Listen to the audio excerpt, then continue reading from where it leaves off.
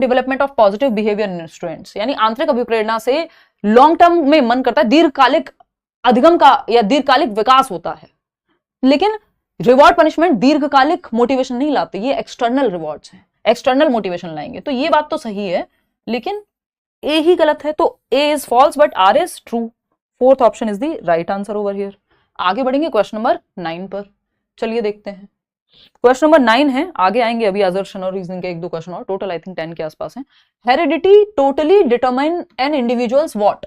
भाई एक पता है आपको हेरिडिटी है, दूसरा फैक्टर है एनवायरमेंट डेवलपमेंट में, ये 2 महत्वपूर्ण चीजें हैं, तीसरा कुछ और नहीं है, तीसरा है इनका प्रोडक्ट।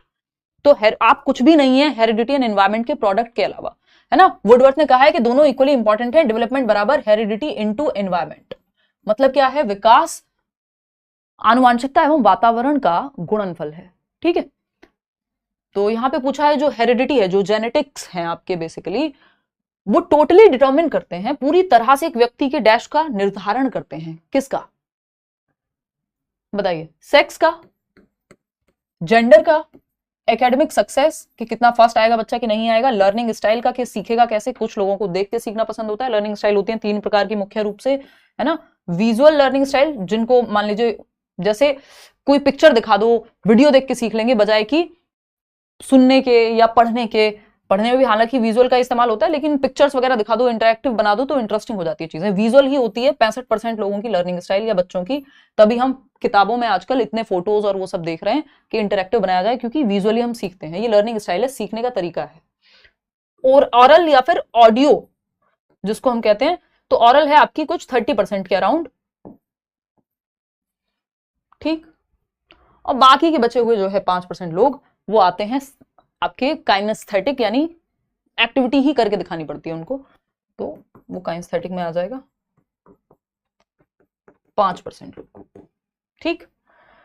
जेंडर की बात हो रही है, एकेडमिक सक्सेस। देखो एकेडमिक सक्सेस ऐसा कुछ नहीं है कि भैया फर्स्ट वही बच्चा आएगा जिसको हेरिडिटी से बहुत अच्छी क्षमता मिली होगी। बहुत सारे उदाहरण आपको ऐसे मिल जाएंगे कि जरूरी नहीं है कि माँ बाप, अगर हम डॉक्टर एपीजे अब्दुल कलाम की ही बात करें तो वो शायद फर्स्ट जनरेशन लर्नर ही थे, यानी उनकी सारी पीढ़ियों में वो पहले ही व्यक्ति थे जो पढ़ाई करने गए थे, एंड ही डिड वेल।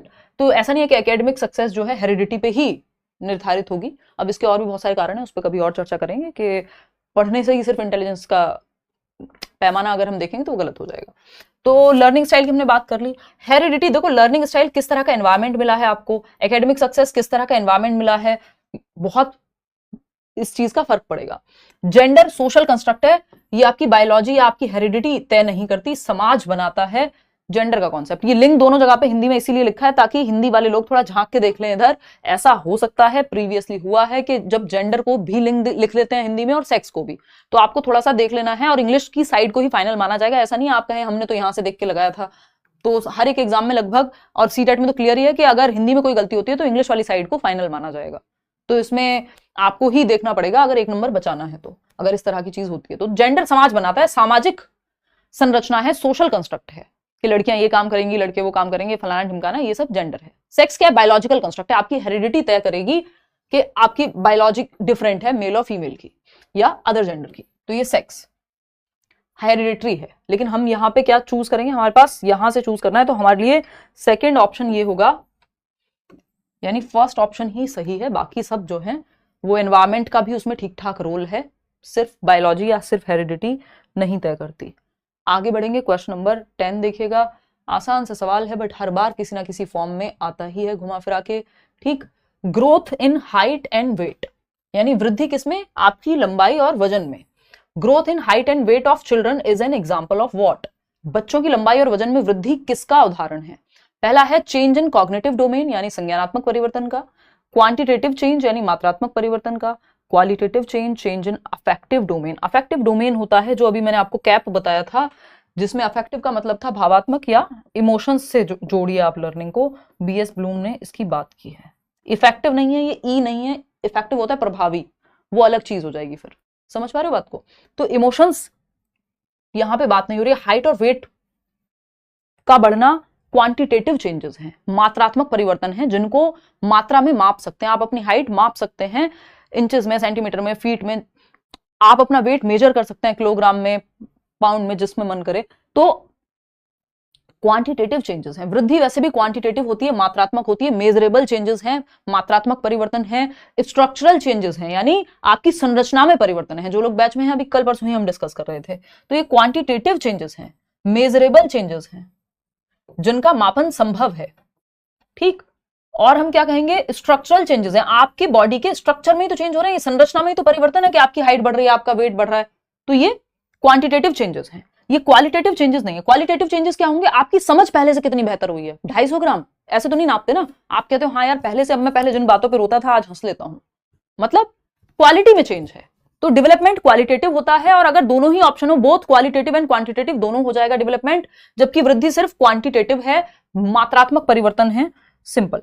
और ग्रोथ हो, आपके ग्रोथ हो, मैचुरेशन हो, लर्निंग हो, ये सब डेवलपमेंटल प्रक्रियाएं हैं। एक क्वेश्चन में लास्ट में ही कराऊंगी भी। ठीक, विकासात्मक प्रक्रियाएं हैं, विकास से जुड़ी हुई प्रक्रियाएं हैं, विकास के भीतर ही आती हैं अगर एक तरह से देखें तो। अच्छा, अगर एक चीज होती है कि ग्रोथ के बिना विकास, चलो कल एक क्वेश्चन आपको इस पे दिया जाएगा, नहीं तो आपको आंसर फिर से पता चल जाएगा। आज आप सोचना इस पे कि क्या ग्रोथ के बिना भी विकास संभव है। ग्रोथ पहले आती है या डेवलपमेंट पहले आता है, ये सवाल है आपके लिए। कल तो खैर सैटरडे है तो छुट्टी रखेंगे, मंडे को करेंगे इस तरह का कुछ। ये आपको सोचना है, इतना ये होमवर्क है कि ग्रोथ पहले आती है कि डेवलपमेंट, और क्या डेवलपमेंट के बिना ग्रोथ हो सकती है या ग्रोथ के बिना भी डेवलपमेंट हो सकता है, ये सवाल है। कमेंट्स में बता दीजिएगा जो लोग को पता हो। देखिए क्वेश्चन नंबर 11 देखिएगा, which of the following statement about development is correct. विकास के संदर्भ में कौन सा एक स्टेटमेंट या कथन सही है। पहला ऑप्शन है, different aspects of development are independent to each other. मतलब विकास के विभिन्न पहलू एक दूसरे से स्वतंत्र होते हैं। विभिन्न पहलू क्या है, ब्रॉड जो डोमेन्स हैं, यानी पहलू हैं या प्रकार हैं विकास के, वो है पीसीएसई। सिंपल आपको बताया हुआ है। पीसीएसई बोले तो पीसीएस से याद रख सकते हो, सोशियो इमोशनल एक ही में आ जाता है। तो 3 मुख्य प्रकार हैं, फिजिकल यानी शारीरिक विकास, जिसमें आपका मोटर डेवलपमेंट आता है, जिसमें स्थूल और सूक्ष्म गतिक कौशल आते हैं, ग्रॉस और fine motor skills physical development में। ग्रोथ इसी को कह रहे हैं हम, जो शारीरिक परिवर्तन से संबंधित है। फिर आता है कॉग्निटिव डेवलपमेंट, जिसकी थियरी पियाजे वाइगोस्की ने दी है। आपका सोचने समझने सीखने की क्षमता, दिमाग से जितने भी काम हो रहे हैं आपके, वो सब कॉग्निटिव डेवलपमेंट या मेंटल डेवलपमेंट या इंटेलेक्चुअल डेवलपमेंट में आते हैं।